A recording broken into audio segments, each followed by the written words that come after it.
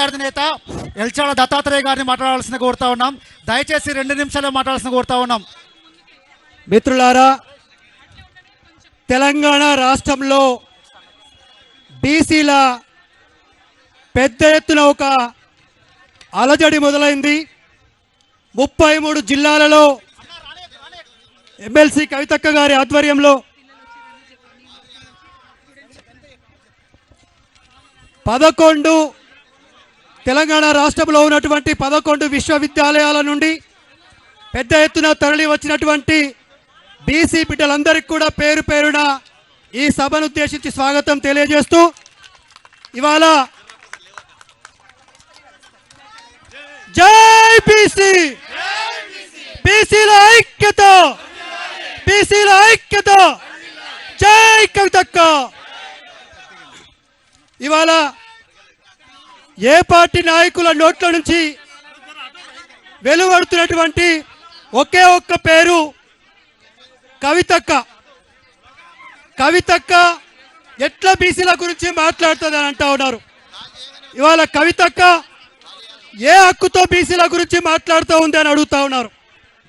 నేను అడుగుతా ఉన్నా, ఇవాళ ముఖ్యమంత్రి రేవంత్ రెడ్డి గారి మోచేతులు నీళ్లు తాగుతున్నటువంటి బీసీలం అని చెప్పుకుంటున్నటువంటి వాళ్ళు మొన్న ఒక ప్రభుత్వ విప్పు ఆది శ్రీనివాస్ అనేటటువంటి ఆయన కవితక్క గారికి ఏం హక్కు ఉంది అని అడుగుతా ఉన్నారు.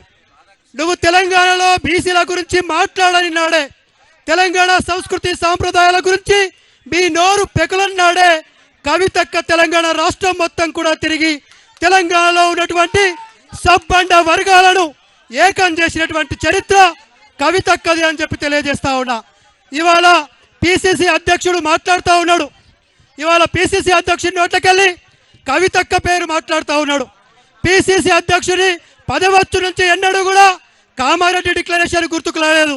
సడన్ గా నిన్న కాంగ్రెస్ ఆఫీసులో మీడియా ముందుకు వచ్చేసి మేము బీసీలకు ఇస్తామన్నటువంటి హామీల గురించి కట్టుబడి ఉన్నామా అంటా ఉన్నాడు. కట్టుబడి ఉంటామంటే కుదరదని చెప్తా ఉన్నాం.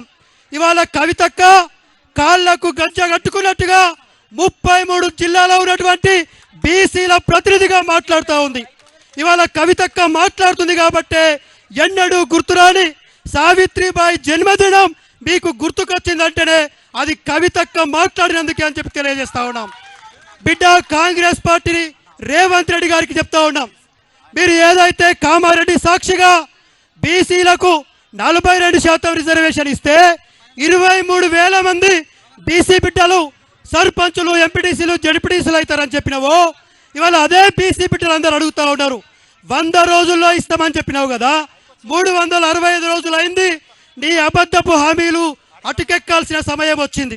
ఇవాళ తెలంగాణలో 60 మంది బీసీ బిడ్డలు రెసిడెన్షియల్ స్కూళ్ళల్లో పిట్టల్లాగా చచ్చిపోతే చనిపోయినటువంటి ప్రతి 60 మంది పిల్లల్లో 42 మంది ఆడపిల్లలు బీసీ బిడ్డలు అంటే ఆలోచించాల్సినటువంటి అవసరం ఉన్నది.